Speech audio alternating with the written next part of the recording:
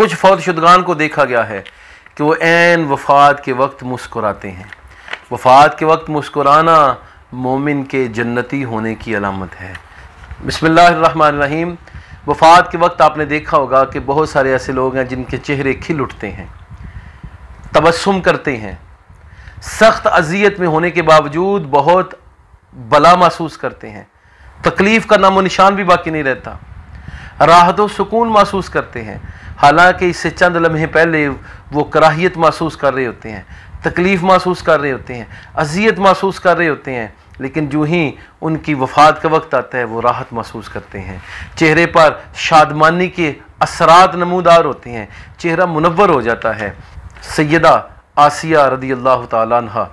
فرعون کی زوجہ، اور سیدنا موسیٰ علیہ الصلاۃ والتسلیم کو پالنے والی خاتون سیدہ آسیہ رضی اللہ تعالیٰ عنہ کا جب اسلام لوگوں کے سامنے آشکار ہو گیا تو فرعون نے انہیں مختلف تکلیفوں میں مبتلا رکھا، ان کو سخت اذیتیں دی گئیں، کوڑے مارے گئے، جسم کے بال نوچے گئے، کھال کو نوچا گیا، ان کے ناخنوں کو ادیڑ دیا گیا، جسم میں سلاخیں جو ہیں ان کو گاڑا گیا،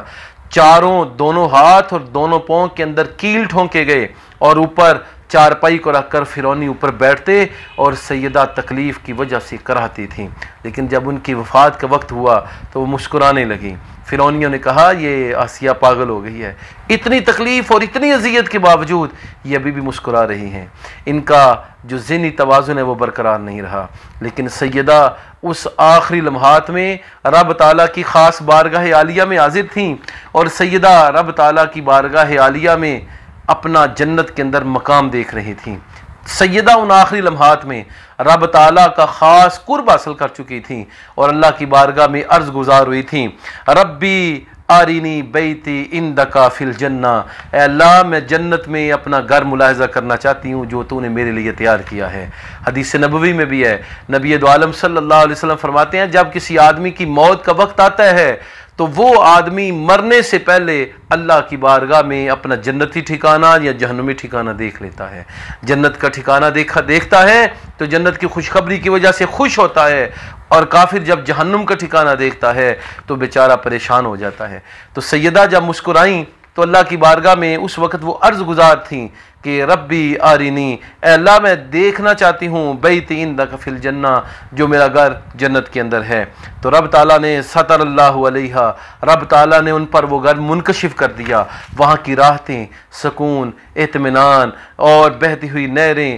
عالی شان محلات، وہاں کی نور والی وادیاں، اور وہاں پر بہترین پھلوں سے لدی ہوئی ڈالیاں دیکھ کر سیدہ مسکرائیں۔ تو فرعونیوں نے کہا کہ یہ دیکھو آسیہ ذہنی توازن کھو بیٹھی ہیں کہ موت کے وقت آخری لمحات ہیں، سانسیں جا رہی ہیں، جسم ادیڑ دیا گیا، کھال کھینچ لی گئی، کوڑے مارے گئے، پتھر مارے گئے، بال نوچ لیے گئے، جسم میں سلاخیں جو ہیں وہ گاڑ دی گئیں، کیل ٹھونک دیے گئے، لیکن یہ بھی مسکرا رہی ہیں۔ انہیں کیا معلوم تھا کہ سیدہ کا آخرت میں مقام و مرتبہ کیا ہوگا، اور سیدہ اس وقت رب تعالیٰ کی بارگاہ میں اپنا آخرت کا انجام اور آخرت کی کامیابی کو اور جنت کو ملاحظہ کر رہی ہیں۔ حدیث نبوی میں بھی ہے، نبی دو عالم صلی اللہ علیہ وسلم فرماتے ہیں کہ بندہ جب اللہ کی ملاقات کو پسند کرتا ہے تو اللہ بھی ایسے بندے سے ملاقات کو پسند کرتا ہے، اور جو اللہ سے ملاقات کو ناپسند کرتا ہے اللہ بھی اس سے ملاقات کو ناپسند کرتا ہے۔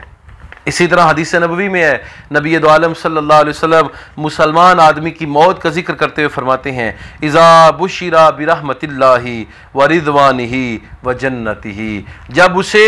اللہ کی رحمت، اس کی رضا اور جنت کی خوشخبری دی جاتی ہے تو وہ مسکراتا ہے، موت کے وقت راحت محسوس کرتا ہے۔ 3 خوشخبریوں سے دی جاتی ہیں، پہلی خوشخبری دی جاتی ہے اللہ کی رحمت کی، دوسری خوشخبری دی جاتی ہے اللہ کی رضا کی، اور تیسری خوشخبری دی جاتی ہے اللہ کی جنت کی۔ یہ تینوں خوشخبریاں پانے والا خوش نصیب جتنی بھی تکلیف میں ہو، جیسے بھی بیماری جھیل رہا ہو، جیسے بھی حالات میں ہو، جب اس کی موت کا وقت آتا ہے اور یہ 3 خوشخبریاں وہ پا لیتا ہے تو وہ راحت محسوس کرتا ہے، سکھ محسوس کرتا ہے، چین محسوس کرتا ہے،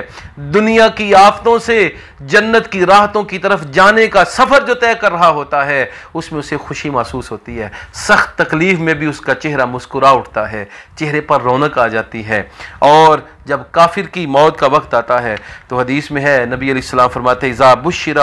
بعذاب اللہ و سختی ہی، اسے اللہ کے عذاب اور اللہ کی ناراضگی کی خبر دی جاتی ہے، جہنم اس کا ٹھکانہ اسے دکھایا جاتا ہے، اس کی وجہ سے اس کا چہرہ بے رونق ہو جاتا ہے اور چہرہ جو ہے وہ بگڑ جاتا ہے، چہرے پر نور نام کی کوئی چیز باقی نہیں رہتی، ایسے لگتا ہے جیسے چہرے پر 12 بجے ہوئے ہیں۔ تو ان دونوں احادیث کا موازنہ کریں تو نبی دو عالم صلی اللہ علیہ وسلم کی حدیث سے واضح ہوتا ہے کہ مومن کی موت راحت اور سکون کا سبب ہوتی ہے، اگرچہ اس سے پہلے وہ تکلیف میں ہو، اور کافر کی موت تکلیف اور اذیت کا سبب ہوتی ہے، اگرچہ اس سے پہلے وہ راحت میں ہو۔ رب تعالیٰ سے دعا ہے کہ رب تعالیٰ ہمیں بھی ایسی موت نصیب فرمائے کہ ہم مرنے سے پہلے جنت میں اپنا ٹھکانہ دیکھ لیں۔ اللہ اپنے سخت سے، اپنے عذاب سے، اپنے غصے سے ہمیں اپنی پناہ عطا فرمائے اور اپنی رحمت، اپنی رضا اور اپنی جنت کا ہمیں حقدار بنائے۔